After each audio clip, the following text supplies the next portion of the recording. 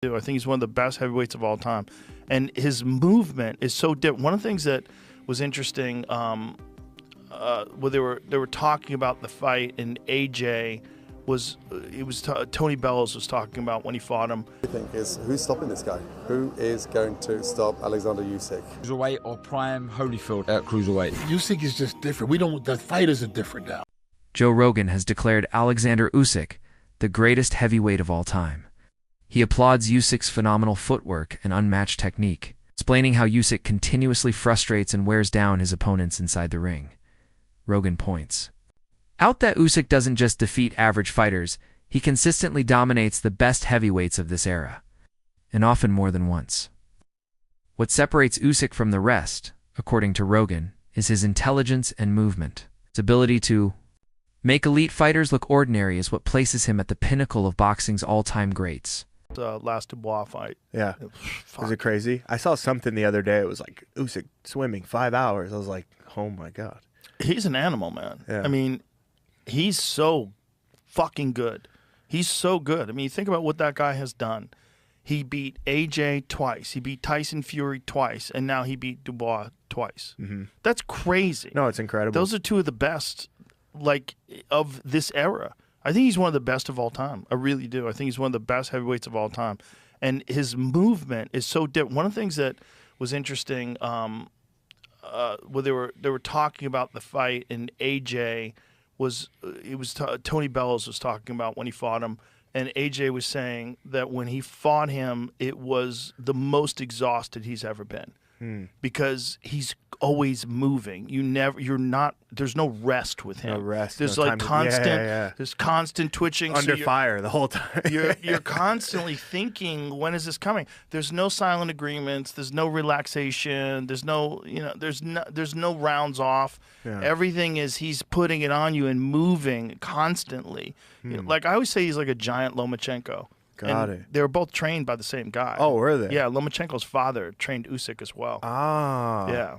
So there's something, there's something. Obviously, gravity keeps him from moving the way Lomachenko does, because Lomachenko's so small. Yeah. He can dance around you. For sure. In footwork, just majestic footwork. But Usyk's footwork is there's a bunch of breakdowns of the final combination that he hit Daniel with, and he steps off to the side and lands that fucking left hook from hell. God, it was good. You could see Daniel was already tired.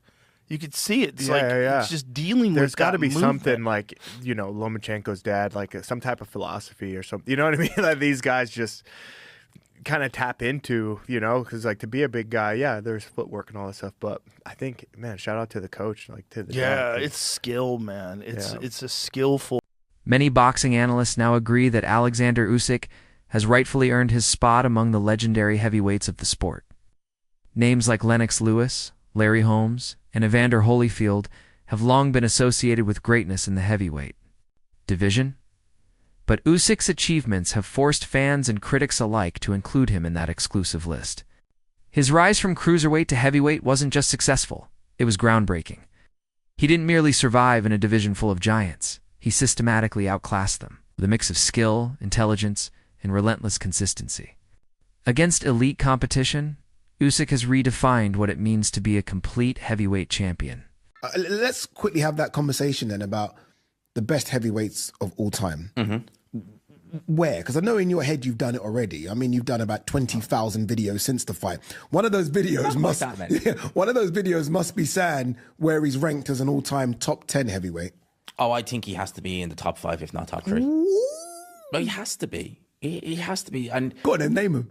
So Muhammad Ali, Lennox Lewis, and I would actually probably say Oleksandr Usyk, just ahead of Larry Holmes. Okay, just ahead of Larry Holmes. Yeah. I know. Look, those two, Lewis and Ali, their resume speaks for itself. The world title fights, they speak for themselves. I've sat with him and he has an aura. You can tell that even looking at my videos. There's he something walks different. in, dude, and you're like, okay, his eyes, they're this very piercing, and you think you feel like you are in the presence of something very, very special. Oleksandr Usyk has already faced and defeated nearly every top heavyweight contender, often more than once. The current heavyweight scene might lack the depth of past eras, which is why Usyk has had to run it back with many of the same high-level opponents.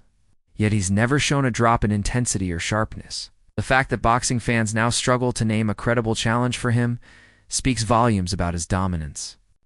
Perhaps Joseph Parker remains one of the few viable options, though even that fight lacks the intrigue it might have carried years ago. Usyk's legacy is already cemented. He's unified championships across multiple weight classes with a blend of grace, discipline, and absolute authority.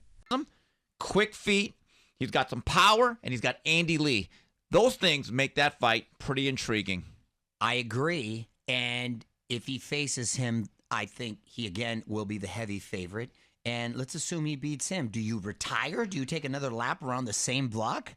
Like you said, it's a young 38, and again, I know this is a money game, but the other young heavyweight that I like that's been on a very good run, and we've been impressed with them, Agit Kabayel. And now that's another relatively small heavyweight that's quick-fisted, and he knows how to operate inside. Again, he's already beaten Fury twice. He's fought Joshua twice. When we talk about trilogies, generally it's about 1-1, right? Not 2-0. Exactly. Although we just had one with Serrano and Taylor, but again, they have limited opposition. But there you have it. Oleksandr Usyk once again becomes undisputed heavyweight champion of the world. And rounding out Boxing Palooza 2025 from the MGM Grand in Las Vegas. There's rising speculation that Joseph Parker might be the next opponent for Usyk, though many feel it would be more ceremonial than competitive. Boxing analyst Aid Oladipo even joked that a rematch with Derek Chisora would be fun not because Chisora poses a serious threat, but because he always brings intensity and showmanship to the ring. Chisora knows how to hype a fight and deliver an entertaining spectacle, which could help the sport as a whole. But from a technical standpoint, Usyk is leagues above both Parker and Chisora. Any new bout would likely serve only to reinforce why Usyk currently stands in a class of his own. Then, well, here it is. Here's your world title shot. You're going to fight for a world title, right? But if you're Joseph Parker, and I spoke to Andy Lee, it isn't just a case of fighting for a world title. You want to fight the number one for the world title, and that guy is Oleksandr Usyk. So, yeah, there must be loads of conversations going on right now. Loads of conversations.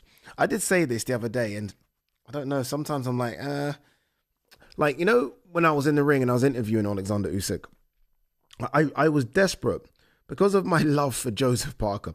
I was desperate for Joseph Parker to get, I know he got in the ring after, but I'm talking about on the zone. So whilst everyone is still in the stadium and everyone's still tuned in, I was desperate for him to kind of just jump in the ring. I was desperate for him to do it. Chisora was trying to do it. So Chisora knows how to play the game.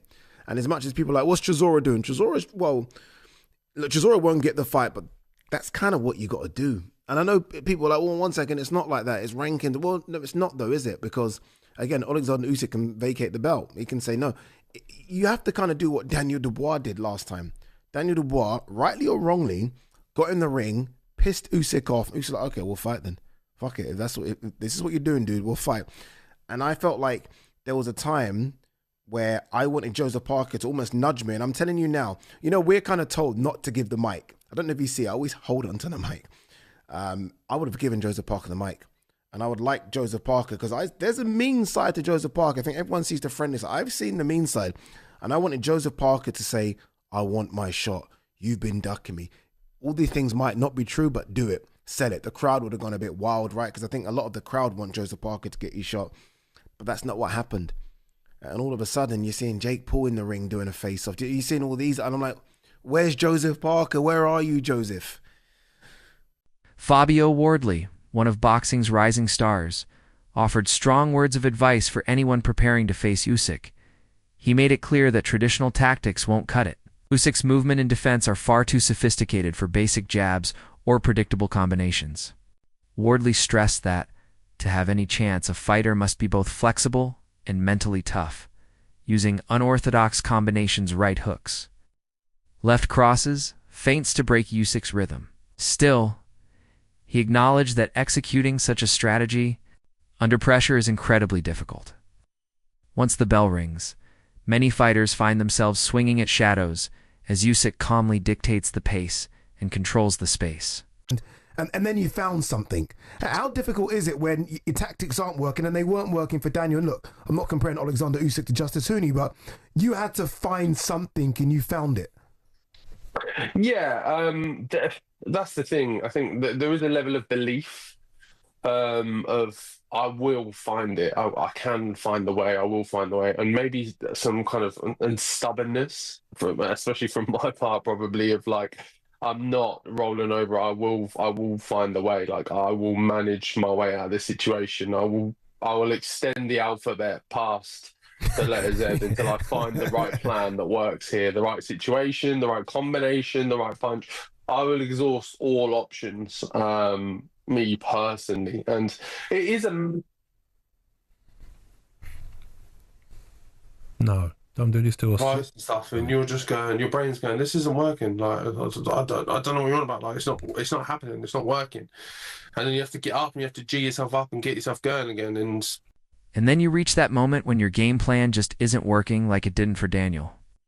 And to be clear, I'm not directly comparing Oleksandr Usyk to Justis Huni, but the feeling is the same. You need to find something that works. That moment of belief kicks in, a sense of, I will figure this out. I can find a way. And maybe it's a kind of stubbornness, too, especially in my case. It's the refusal to quit, the determination to push through, to create a plan beyond what you've already tried. You mentally stretch beyond the letter Z until you find the combination that clicks. Meanwhile, another voice in your head is screaming, this isn't working. Stop doing this to yourself. But you have to push past that, reset your focus, and drive yourself to keep going. I mean, I've watched every one of his fights. That dude is on such a different level. And he's smaller than everybody. He's fighting giants. He's fighting giants. When you're fighting a guy who's 60 pounds heavier with 10-ounce, 12-ounce gloves, it makes such a world of difference. Trying to hurt Especially somebody. when the guy is fucking Anthony Joshua, you know? But please understand, Usyk fought at, I think, 75 when he started out. He's not a big frame guy. He's like 225, 230 as a heavyweight. 220, not even 230. Not big. Not big, and that's man. a lot of... By the way, that was Tyson's weight when he was in his prime, too. Yeah. There's something to be said for that, because a 220-pound man like Mike Tyson can knock out any human being that's ever lived. Yeah, your jaw The amount can't of power he can generate is insane. Joe Rogan often marvels at what Oleksandr Usyk has accomplished. He points out that Usyk began his career significantly smaller than the heavyweight titans he now dominates with ease. Despite climbing up in weight, Usyk hasn't just managed to survive, he's completely taken over. Rogan is particularly impressed with how Usyk neutralizes massive opponents. Giants in both size and power, using poise, precision, and patience. While other fighters may depend on raw strength or size, Usyk dissects his opponents both mentally and physically. Rogan believes that it's this unique blend of smaller stature and overwhelming effectiveness that makes watching Usyk such a special experience. Usyk is just different. The fighters are different now. It used to be like skill. Now it's more about conditioning. You think so? Yes, I know so. Because you could be skillful for 4, 5, 6, 7 rounds, but if that guy got that pressure on you and you can't stop it, it's like it's just running your machine too fast. Your machine, you're gonna lose. Like you're gonna go down, and they still going up. Like Usyk, he's still going up. 12th round, he's strong as in the first round. He throwing punches like it's the first round. No one else has done that. Been able to do that in the history of boxing. How would you have fought Usyk? I would have tried to knock him out. You know, but you see again. Me and my best, from my escape plan is I'm boxing him cool and relaxed, and I'm countering the heck out of him, and I'm also boxing. Former heavyweight champ Shannon Briggs delivered a surprising take by saying that if Oleksandr Usyk faced a prime Evander Holyfield, he believes Usyk would win. Briggs argued that Usyk has grown beyond being just a slick, technical boxer. Now incorporates extreme conditioning into his game plan. Briggs said that while Usyk once relied heavily on movement and angles, he now breaks down opponents through nonstop pressure and superior stamina. Even against top-tier opposition, Usyk keeps moving, punching, and controlling every round. Briggs believes that this relentless pace is what separates Usyk from the rest of the heavyweight field. Oleksandr Usyk, what did you make of his display against Daniel Dubois last Saturday? It was something else, wasn't it? Yeah, I mean, it was, but it was nothing less than I expected, because if you make a guy quit with a jab, Spencer, you know this, if you make a guy quit with a jab, how is that guy ever going to beat you? You understand me? I mean, that's just what the real facts are. Not that the kid hadn't got a little bit better. He got a little more confidence because he had a win over Joshua, which was good, but confidence is just not enough to beat a guy like Usyk. You got to have some technique. You got to have some grit. You can't lose him with a jab and think you're going to beat him. It's not going to work. Roy, you was a smaller guy that went up and won the world heavyweight title, one of the only ones to do that from middleweight up to heavyweight. You know, how does someone beat Oleksandr Usyk? Is it the smaller guy? Is it the guy that's coming up in the weight divisions, you know, as opposed to the bigger heavyweights? No, the bigger guys could beat him. You just got to have the right fight plan. None of these guys fighting with the right fight plan. And I'm not going to tell them the right fight plan because that's not my job to do. But you got to have the right fight plan to fight Usyk. If you don't have the right fight plan, he's going to destroy you. Boxing legend Roy Jones Jr. admitted he was shocked by just how dominant Usyk has become. Speaking specifically about Daniel Dubois, Jones noted that the techniques Dubois employed were far too basic to trouble someone of Usyk's caliber. Did concede that a massive heavyweight could potentially defeat Usyk, but only if they came in with a flawless strategy. Without a plan that blends pressure, stamina, and adaptability, no fighter has a real shot. Usyk thrives on predictability. Once he picks up on a pattern, he breaks it down. While there might still be a narrow path to dethroning him, Jones made it clear that nobody will get there by luck. At Wembley Stadium, Gordon Ramsay, what a stunning win for Oleksandr Usyk tonight against our very own Daniel Dubois.